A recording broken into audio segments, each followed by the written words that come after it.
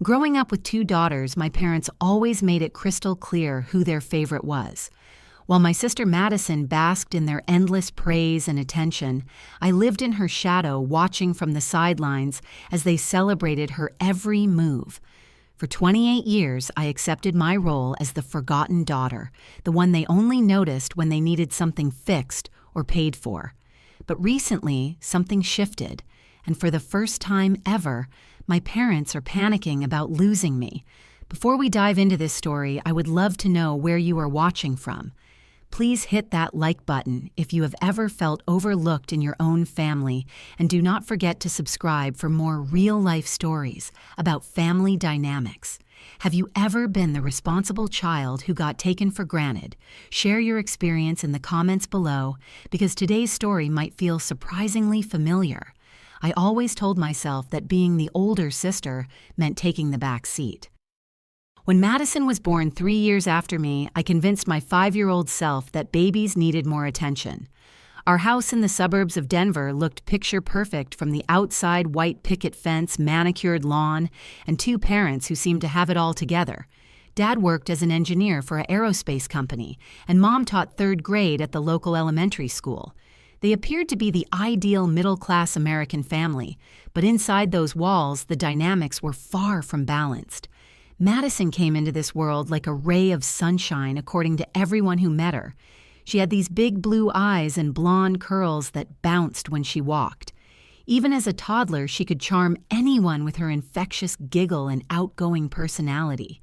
Meanwhile, I was the serious child who preferred books to people who earned straight A's, but never quite knew how to work a room like my little sister did. The differences became glaringly obvious during our birthday celebrations. When I turned 10, Mom organized a small gathering with 3 friends from school. We had a simple chocolate cake from the grocery store, and I received a few books and some practical clothes for the new school year. I remember feeling grateful for the celebration, thinking it was perfectly nice. But when Madison turned 7 that same year, our living room transformed into a carnival.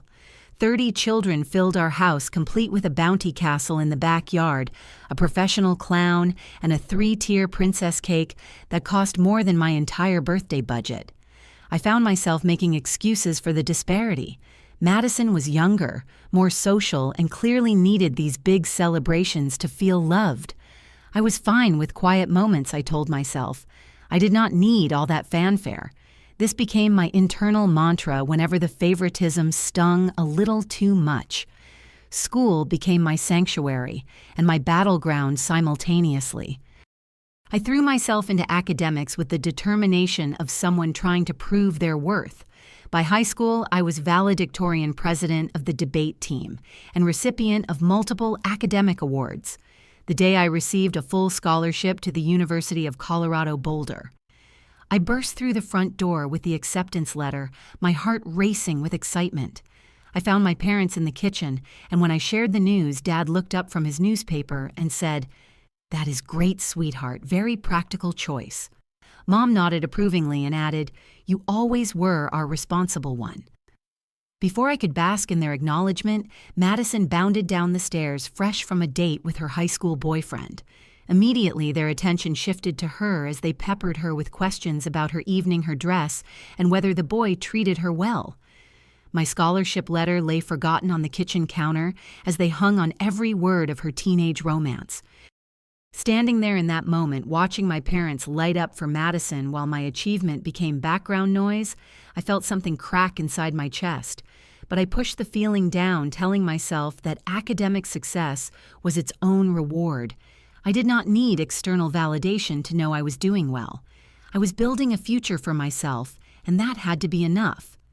College offered me the first taste of what life could be like when people valued my contributions. Professors appreciated my analytical mind, classmates respected my insights, and I discovered that I actually had quite a bit to offer when given the chance. I studied finance with laser focus, graduating summa cum laude and landing a position at a prestigious firm in downtown Denver right after graduation. By 25, I had carved out a successful career as a financial analyst, earning a salary that allowed me to live comfortably in a nice apartment and save for my future.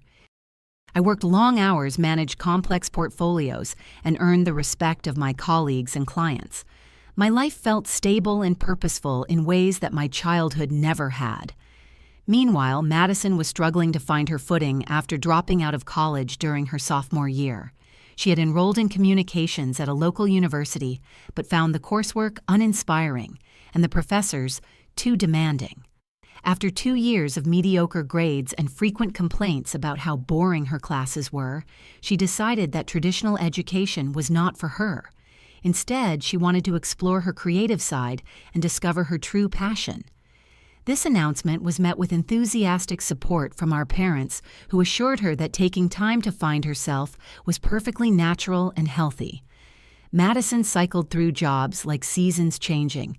She tried retail at an upscale boutique, but found standing all day too exhausting. She worked as a barista at a trendy coffee shop, but quit after 3 weeks because the customers were too demanding.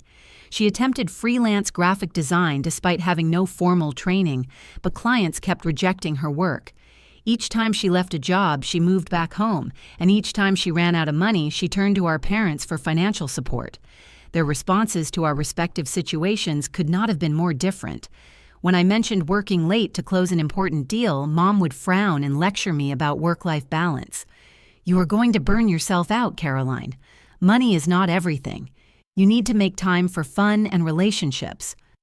Her concern felt more like criticism than caring, as if my dedication to my career was somehow problematic. But when Madison showed up at Sunday dinner with tales of quitting yet another job, Dad would pat her shoulder and say, "Our little girl is an artist at heart. She just needs to find the right outlet for her creativity." Mom would nod enthusiastically and add, "Madison has such a special spirit. She cannot be confined to just any ordinary job."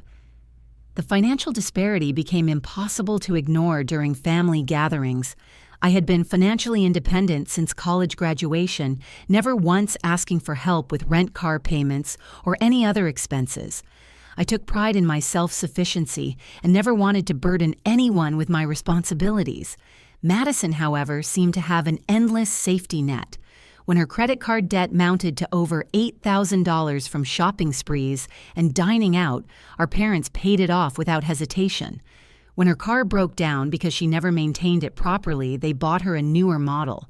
When she decided to take an expensive photography course to find her artistic voice, they covered the tuition. Christmas mornings highlighted these differences in painful detail.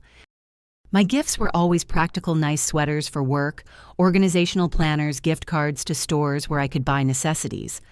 Madison's presents looked like a spread from a luxury magazine designer handbags, expensive jewelry, electronics she'd casually mentioned wanting. One year, I received a cookbook and a set of storage containers, while Madison unwrapped a $1,000 camera and a weekend trip to a spa resort. The relationship dynamics were equally revealing. I had been dating David, a thoughtful architect, who shared my love for hiking and quiet evenings at home for over a year before I introduced him to my parents. When I brought him to Sunday dinner, they asked polite but superficial questions about his work and then largely ignored him for the rest of the evening. They never invited him to family events or made any effort to include him in their lives.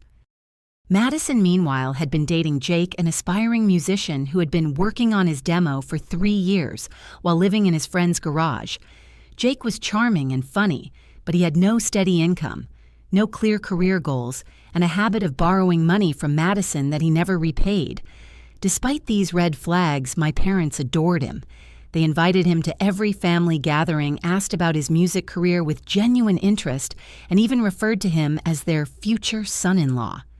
Dad would spend entire evenings discussing music theory with Jake, while Mom fussed over whether he was eating enough.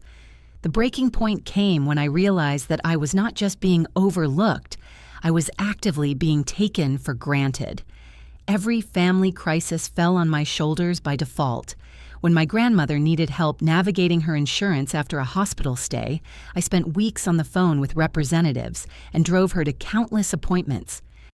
When the roof leaked at my parents' house, they called me to research contractors and coordinate repairs. When Madison needed someone to co-sign for an apartment lease because her credit was poor, they voluntarily offered my name without even asking me first. I began to feel like a background character in my own family story, valuable only for my ability to solve problems and provide financial stability. The realization hit me during Madison's 25th birthday party, another elaborate affair with dozens of guests and expensive decorations. I watched from the corner as my parents beamed with pride, taking photos and making toasts about their special girl. Nobody mentioned that I had paid for half the party expenses when they ran over budget. Nobody acknowledged that I had spent my weekend helping set up and would spend my Sunday cleaning up. Standing there invisible in my own family's celebration, I made a decision that would change everything. I was going to buy my own house and create some distance from the dynamics that had defined my entire life. I deserved to live somewhere I was appreciated, even if that meant living alone. I started house hunting in secret browsing listings during my lunch breaks and scheduling viewings for evenings when I claimed to be working late. I found a beautiful 2-bedroom house about 40 minutes from my parents' neighborhood, with a big backyard and a home office where I could work in peace. The mortgage payment was easily manageable with my salary, and I had saved enough for a substantial down payment. The discovery happened by accident, which somehow made it even more jarring. I had left my laptop open on my parents' kitchen table during a Sunday dinner, and when Dad needed to look something up, he casually opened my browser. There in plain sight were tabs for real estate websites, mortgage calculators, and moving company reviews. The room fell silent as my parents processed what they were seeing. "Caroline, what is all this?" Mom asked, her voice higher than usual as she peered over Dad's shoulder at the screen. I felt my stomach drop, but there was no point in lying. "I am looking at houses. I think it is time for me to have my own place." The reaction was immediate and intense. Dad's face went pale as he scrolled through the listings I had bookmarked. Mom started firing questions at me like I was being interrogated. Where was I planning to move? Why had I not discussed this with them? Did I not realize how this would affect the family? You cannot just leave. Madison chimed in from the living room, abandoning her phone to join the conversation. "What about Sunday dinners? What about holidays? You are going to break up our family over what, some silly grudge?" For the first time in my life, I saw genuine panic in my parents' eyes, but it was not the kind of panic that comes from worrying about losing someone you love. It was the panic of realizing that your safety net was about to disappear. In that moment, I understood something that had taken me 28 years to figure out. They were not upset about losing me. They were upset about losing what I provided. The next few days were a whirlwind of phone calls, unexpected visits, and emotional manipulation disguised as concern. Mom showed up at my apartment on a Tuesday evening with a casserole and red-rimmed eyes, claiming she had been unable to sleep since learning about my plans. "We have always been such a close family," she said, settling onto my couch without being invited. "I do not understand why you want to destroy that." Dad tried a different approach, appearing at my office on Wednesday afternoon to take me to lunch. Over sandwiches, he explained how proud they were of my success and how much they depended on my level head during family decisions. "Madison is still figuring things out," he said, as if she were 19 instead of 25. "She needs her big sister's guidance. You cannot abandon her now." But it was Madison's visit that revealed the true depth of the problem. She arrived at my apartment on Thursday evening, tears streaming down her face, clutching a bottle of wine like a peace offering.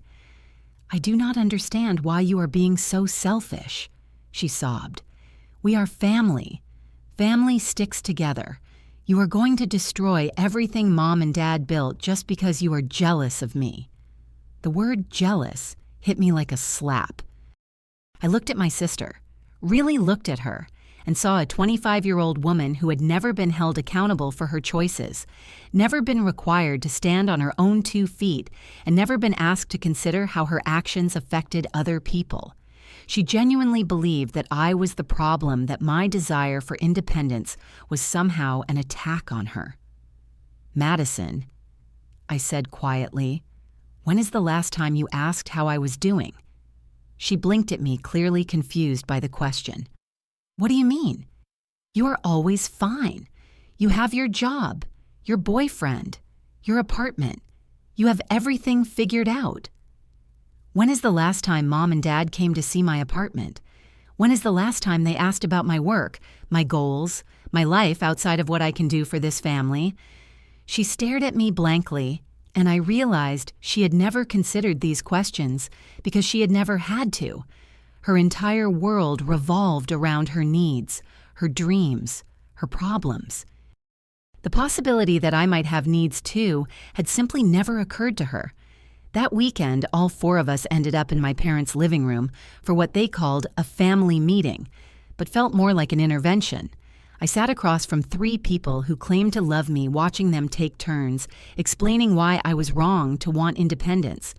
They offered compromises that were not really compromises. I could keep looking at houses, but should stay within 10 minutes of their neighborhood. I could move out, but should commit to having dinner with them at least 3 times a week. I could have my own space, but should always be available for family emergencies. As I listened to their negotiation tactics, something crystallized in my mind. For the first time in my life, I had leverage, and they were terrified of losing it. They were not fighting for me. They were fighting to keep their safety net intact. Madison needed someone to bail her out of her poor decisions.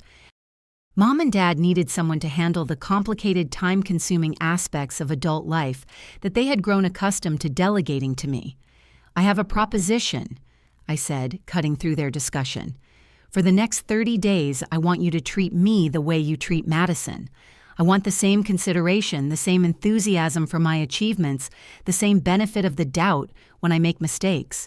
I want to be invited into conversations instead of being assigned tasks.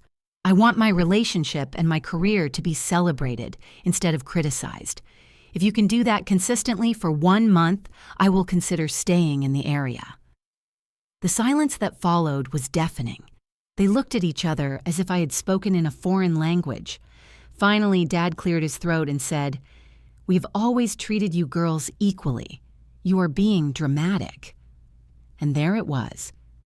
Even faced with the possibility of losing me, they could not acknowledge the obvious disparity in how they treated their daughters. They were so invested in the narrative of being fair, loving parents that they could not see the reality of their favoritism. "I am giving you 30 days, I repeated, "starting now. If nothing changes, I am buying the house and moving forward with my life." The month that followed was a masterclass in performative parenting. Within the first week, I received more phone calls from my parents than I had gotten in the previous 6 months combined. Mom started texting me daily with messages like, "Hope you are having a wonderful day at work," and "thinking of you." Dad sent me articles about financial planning and investment strategies, subjects he had never shown interest in discussing with me before. They invited David to dinner and made an elaborate effort to include him in conversation, asking detailed questions about his projects and complimenting his insights. For one evening, I almost believed they were genuinely trying to change, but the performance felt hollow, like actors reading lines they did not fully understand. The most telling moment came when I received an unexpected promotion at work. My supervisor called me into his office on a Tuesday afternoon to tell me I was being promoted to senior analyst with a significant salary increase and management responsibilities. I was thrilled and called my parents immediately to share the news. "That is wonderful, honey," Mom exclaimed with an enthusiasm that sounded slightly forced. "We should celebrate. Why did not we take you and David out to dinner this weekend?" It was exactly what I had been asking for, the kind of recognition and celebration that Madison received for far smaller achievements. But something felt wrong about it. The timing was too convenient, the enthusiasm too calculated. They were going through the motions without understanding the spirit of what I needed. Meanwhile, Madison was struggling without her usual safety net. When her credit card was declined at a restaurant, she called our parents expecting them to handle it, but they suggested she call me instead. When her car needed repairs, they recommended she research mechanics herself instead of immediately offering to pay. For the first time in her adult life, she was being asked to solve her own problems. The facade cracked during the 3rd week when Madison showed up at my apartment in tears. Jake had broken up with her, and she had spent her rent money on a weekend trip trying to win him back. She was facing eviction and had nowhere else to turn. "I know Mom and Dad are trying to prove something to you," she said, mascara streaking down her cheeks, "but they are not helping me like they used to. Can you just lend me the money for rent? I promise I will pay you back." I looked at my sister. This 25-year-old woman who had never learned to budget, never faced real consequences for her choices, and never been required to plan ahead. Our parents had done her no favors by shielding her from reality, and I realized that continuing to enable her would only make things worse.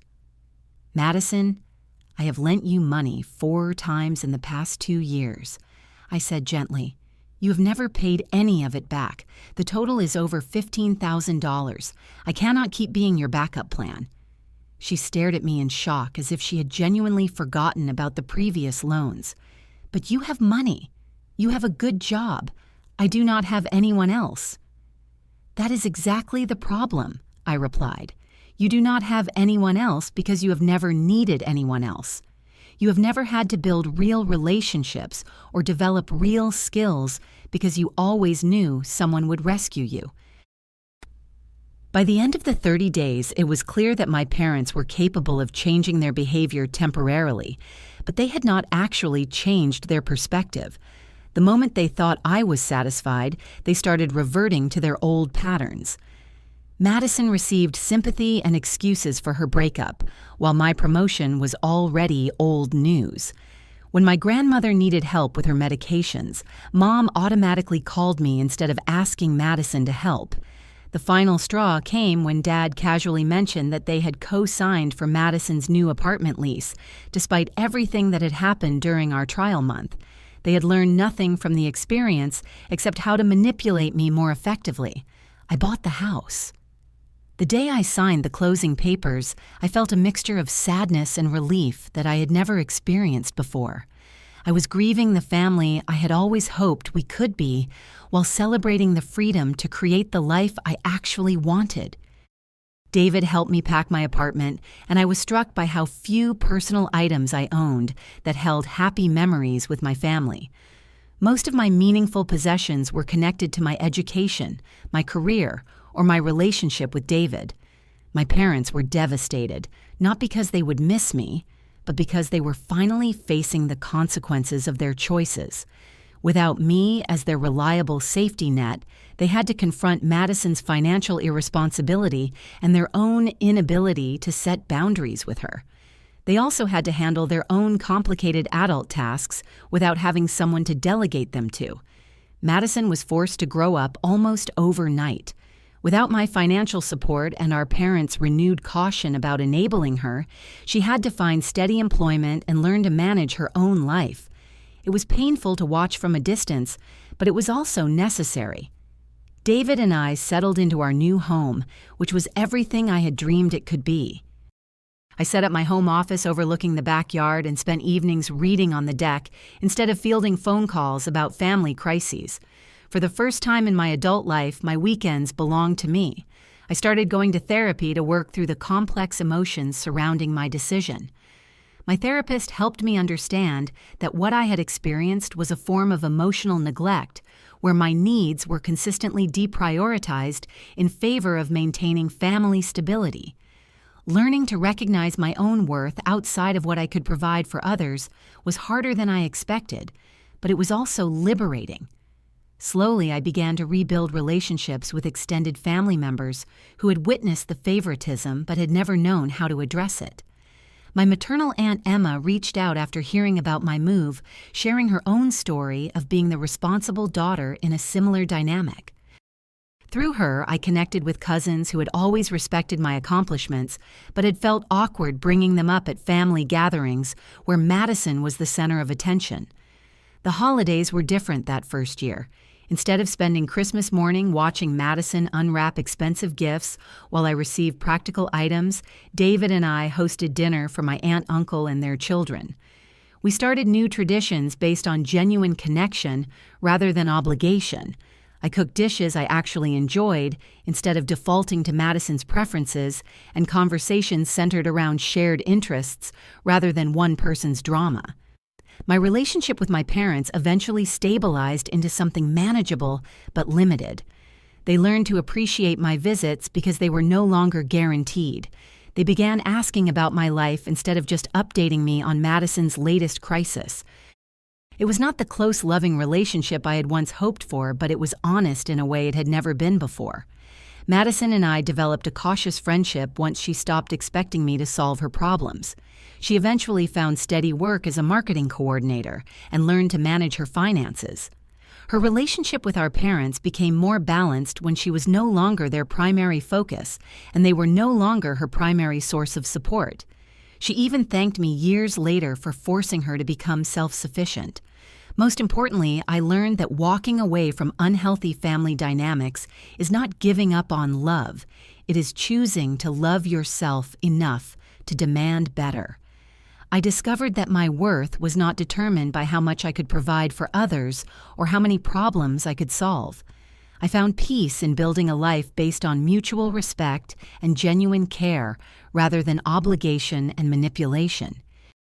The little girl who had convinced herself that being overlooked was normal grew into a woman who refused to accept crumbs of attention. I learned that true family is not about blood relations or shared history. It is about who shows up for you consistently, who celebrates your successes genuinely, and who supports your growth even when it is inconvenient for them. Sometimes the people who claim to love you the most are the ones who see your value the least. Walking away is not giving up, it is choosing yourself. And choosing yourself, I learned, is the most loving thing you can do for everyone involved. Have you ever felt like the forgotten child in your family? Have you experienced favoritism that made you question your own worth? I would love to hear your stories in the comments below. Please share this video if it resonated with you, because someone in your life might need to hear that it is okay to choose themselves too. Do not forget to like this video if my story touched your heart, and subscribe for more real-life experiences about family dynamics and finding your own path. Thank you for listening to my journey, and remember that you deserve relationships that celebrate who you are, not just what you can provide. Until next time, choose yourself with courage and know that you are worthy of genuine love and respect.